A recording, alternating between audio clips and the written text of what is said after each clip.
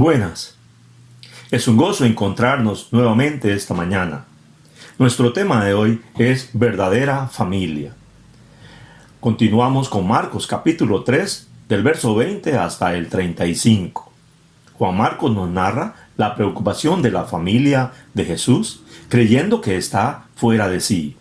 Juntamente la refutación y advertencia que hace Jesús a los escribas que habían llegado de Jerusalén, que decían que echaba fuera demonios porque estaba poseído por Satanás, dejando una verdad solemne que no hay perdón para los que blasfeman contra el Espíritu Santo. Nuevamente nos narra sobre la búsqueda de su familia, colocando una verdad universal. Acerquémonos a estos versículos a considerar lo que nos ofrece Juan Marcos, valorando sencilla y profundamente estas verdades que nos presenta. Reflexionemos e impliquemos para nuestro desarrollo como discípulos de Jesús, muy especialmente en esa verdad universal, la verdadera familia de Jesús por la relación a través de Cristo Jesús. Juan Marcos nos relata que después de la elección de sus discípulos en el monte, vinieron a casa. Probablemente la casa de Simón en Capernaum, que Jesús había tomado como su centro de operaciones para predicar la palabra de Dios. Allí se reunía mucha gente. Escenas comunes que esta casa vivía. ¿Se acuerdan del paralítico que estaba en ese momento tan saturada de personas?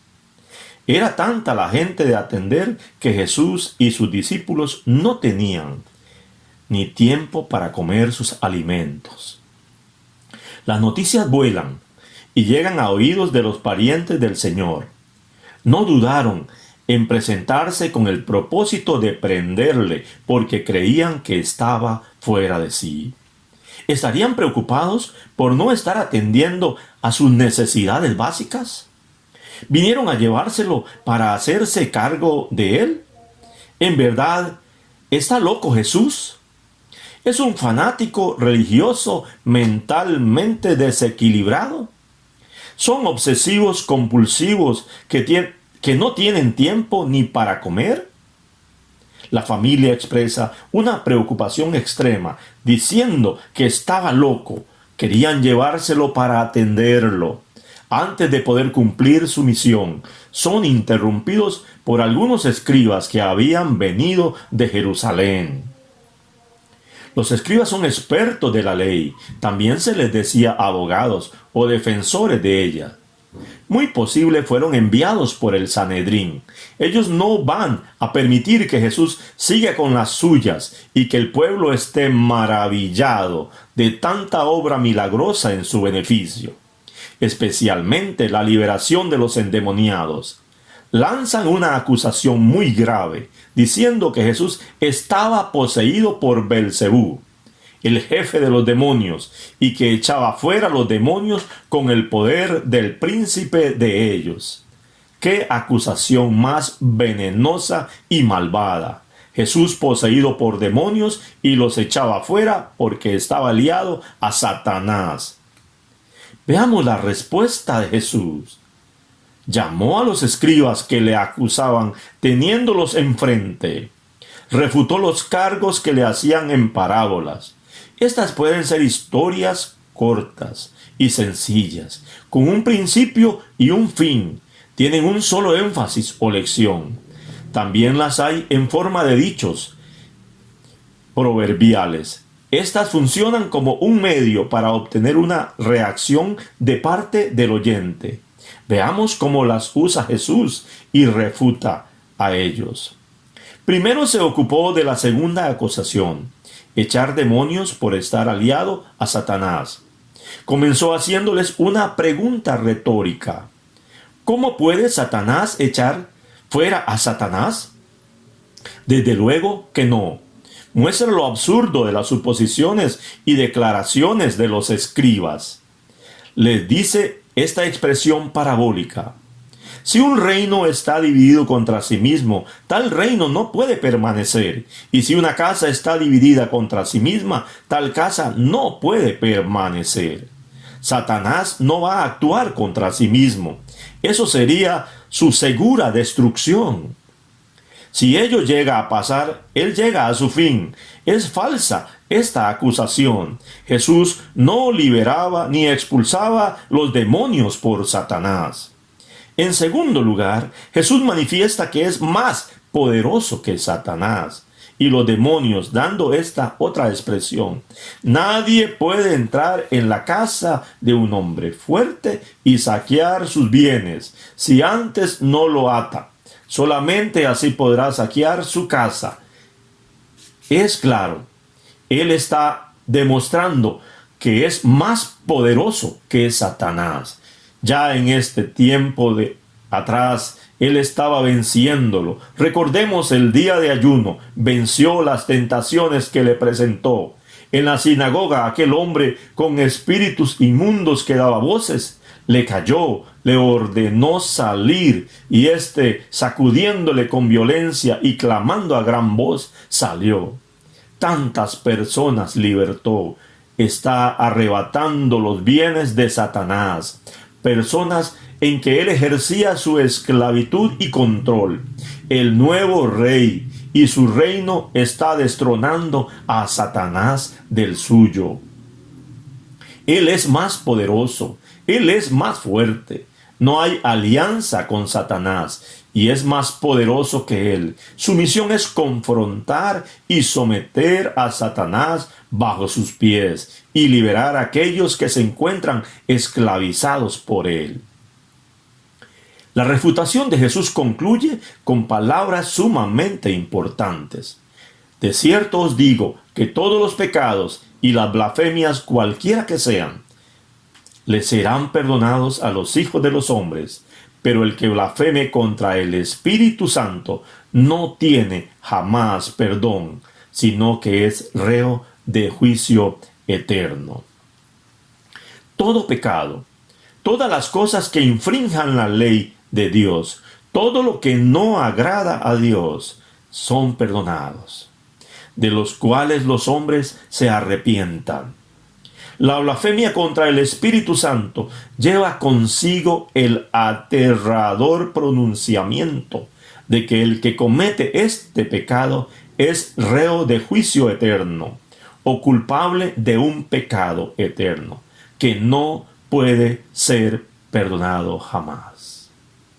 El ejemplo de esta actitud es el de los fariseos, que atribuían a Satanás las obras compasivas de Jesús, habiendo dicho: tiene espíritu inmundo.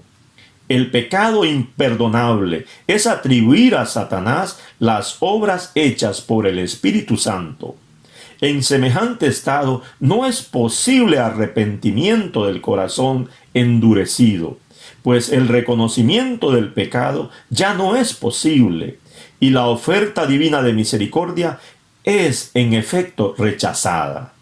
El estar en esta peligrosa condición equivale a separarse de la fuente del perdón. Tenemos una advertencia solemne: se perdona todas las cosas a los hijos de los hombres. La blasfemia contra el Espíritu Santo jamás será perdonada. Reflexionemos, respondamos a la siguiente pregunta: ¿puedo yo atar a Satanás? He observado una práctica popular de atar a Satanás, los espíritus inmundos y a las fuerzas demoníacas, basada en la parábola que ha dicho Jesús en este pasaje. Debe haber sinceridad en muchas personas al hacer esto. Hemos llegado a tales extremos que les doy algunos ejemplos. Ato el espíritu del dengue.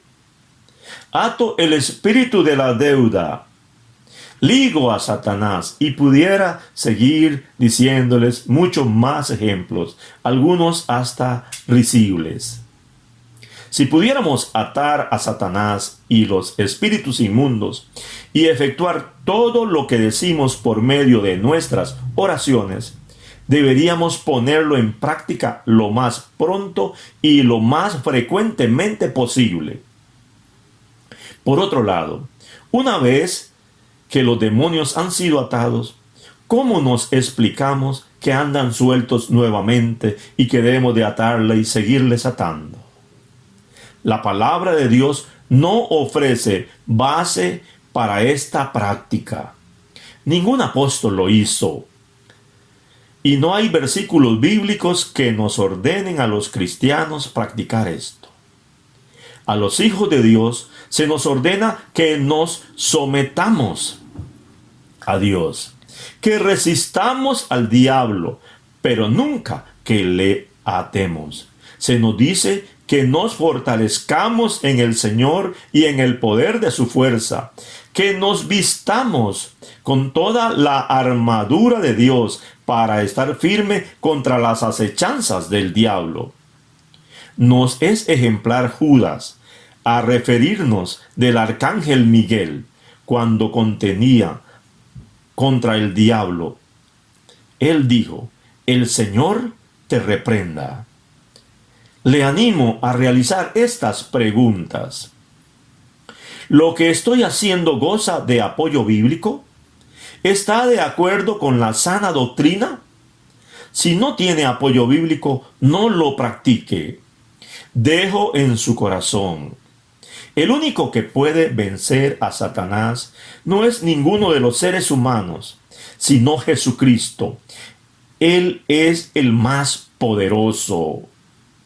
Él le ha vencido en la muerte de cruz y en su resurrección. Él es victorioso y nos lleva en su triunfo.